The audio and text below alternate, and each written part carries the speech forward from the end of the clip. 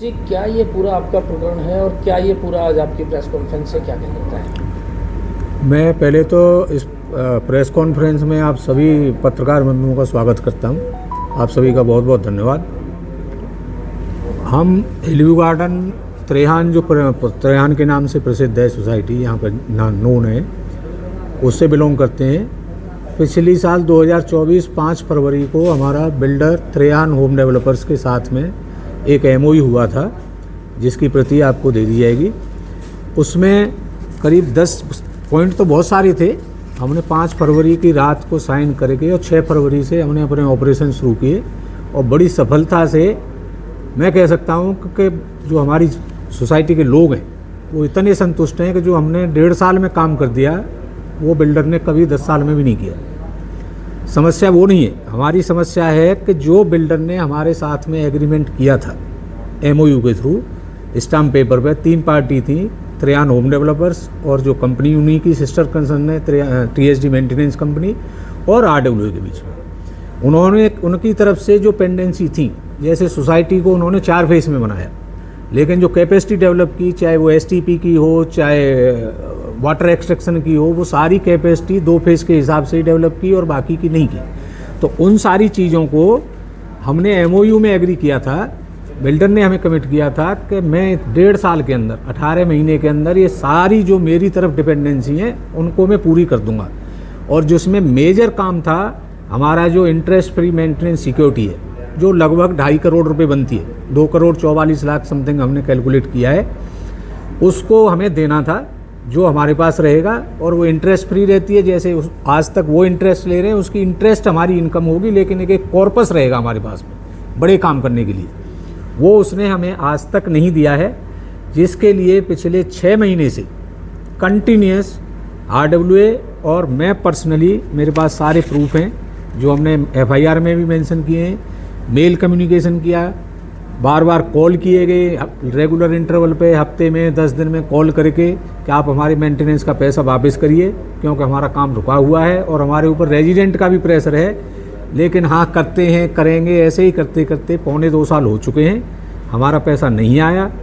हमने फिर उनको लीगल नोटिस भी भिजवाया, करीब 14-15 तो मैं मेल कर चुका, जो टेलीफोनिक कन्वर्सेशन है उसके अलावा ये सारे प्रूफ हैं उसके। लेकिन उन्होंने आज तक कोई भी हाँ या ना में जवाब नहीं दिया। जब भी फ़ोन किया तो एक ही जवाब दिया, हाँ जी करेंगे, हो जाएगा, आप चिंता मत करो, आप बहुत अच्छा काम कर रहे हो, लोग बड़ी तारीफ़ कर रहे हैं, आपने सोसाइटी का काफ़ी इम्प्रूवमेंट किया है, बहुत विकास किया है। लेकिन पैसे की बात को टालम टोल रही। हमने थक के अपनी कंप्लेन दी पुलिस में, जो नहीं हुई, सिर्फ उन्होंने एक परिवाद रजिस्टर किया।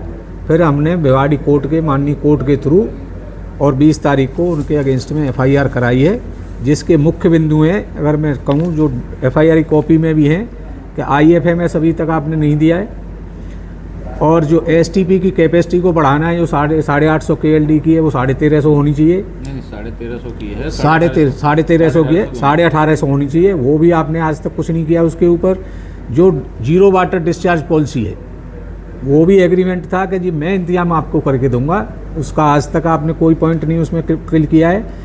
फायर NOC है मेन। जो फायर NOC क्या हुआ है कि फायर NOC हमारे पास लास्ट ईयर तक की थी, जैसे ही ड्यू हुई हमने 2 महीने एडवांस में अप्लाई की। फायर डिपार्टमेंट ने उसके ऊपर ऑब्जेक्शन लगाने शुरू कर दिए कि जी फायर सेस जमा करना है, जो करीब करीब 1 करोड़ 1.25 करोड़ रुपए के करीब बनता है। तो ये तो बिल्डर को करा के देना चाहिए था, सारा सेस का इनिशियल जितने भी पेमेंट हैं, जितनी भी NOC हैं, वो उसको लेके देनी चाहिए। उसके ऊपर भी उन्होंने कोई काम नहीं किया। जी आप यहाँ नहीं, जयपुर अप्लाई करो, यहाँ करो, वो करो, वो कुछ नहीं हुआ। अभी तक फायर NOC हमें नहीं मिली। उसके बाद में जो टावर हैं उनको भी बहुत, जो नया उन्होंने EWS की टावर बनाई, उनका पेंटिंग भी नहीं कराया, उनके रोड नहीं कराए, उनकी बाउंड्री टूटी पड़ी थी वो नहीं कराए। ये सारे पॉइंट MOU में हैं। इन सब के ऊपर और मेन है पानी के लाइसेंस का, जो ग्राउंड वाटर का है, वो लाइसेंस भी जितना उसने लिया है वो सिर्फ 2 फेज के लिए लिया। उसका भी मेजर चार्ज है गवर्नमेंट का, करोड़ों रुपए उनको पे करने चाहिए। अगर उसने 2060 फ्लैट और 55 दुकानें उस सोसाइटी में बनाई तो सारी चीज़ की कैपेसिटी, सारे लाइसेंस देने चाहिए थे, जो उन्होंने नहीं लिए। हम किसी रेगुलेटरी इशू में नहीं पड़ना चाहते, हम उनको टाइम टू टाइम, हमने हर चीज़ के लिए प्रयास किए, लेकिन उसने एक भी पॉइंट पे कोई सकारात्मक कदम नहीं उठाया और ना आज तक कोई सकारात्मक जवाब या नकार जवाब तो कैसा भी नहीं दिया, जो कुछ भी दिया है फ़ोन पे ही दिया है। तो इन सब चीज़ों से हाथ थक के हमने कोर्ट के थ्रू, माननीय कोर्ट आदेश के अनुसार, हमने फूलबाग थाने में 20 तारीख को FIR रजिस्टर कराई है, जिसके लिए आप सभी लोगों को बुलाया गया है। अगर आपके कोई प्रश्न है तो आप इसके बारे में पूछ सकते हैं। जी, आपका टोटल कितना पैसा बिल्डर की तरफ बकाया है? हमारी जो टोटल एरिया है 2060 फ्लैट का और दुकानों का, उसको हमने कैलकुलेट किया है 10 रुपये स्क्वायर फीट की IFMS होती है, तो वो 2,44,00,000 समथिंग कुछ बनना है, इसमें अमाउंट दिया होगा 2,44,00,000। 2,44,00,000 है मोटा मोटा। इसको पैसे के अलावा और क्या इशू थी? जैसा आपने बताया कि उसमें जैसे कुछ चीज़ उसको जो कंप्लीट करा के देना था, उसको कितना उसका चार्ज है, वो आपको पैसा देगा या उसको कंप्लीट करा के देगा? वो पैसा देगा, हमें उससे लेना नहीं है ना, हमने पैसा उससे क्लेम किया है। हमने जब भी कंसल्टेंसी को, जो एजेंसी को अप्रोच किया है, जैसे मैंने एग्जाम आपको बताया कि फायर NOC है, फायर NOC का जो उन्होंने कैलकुलेशन करके फायर डिपार्टमेंट ने दिया, वो करीब 1,40,00,000 रुपये बताया था। अभी जो पेंडिंग है, जो बिल्डर को पे करना चाहिए था। करना चाहिए था? हाँ जी। तो क्या इससे पहले फायर NOC पहले सेस नहीं होता था इनिशियली। फायर NOC बिल्डर के पास है? फायर NOC जब हमें हैंड ओवर किया था तब तक वो फायर NOC इस साल 2025 मार्च तक वैलिड थी।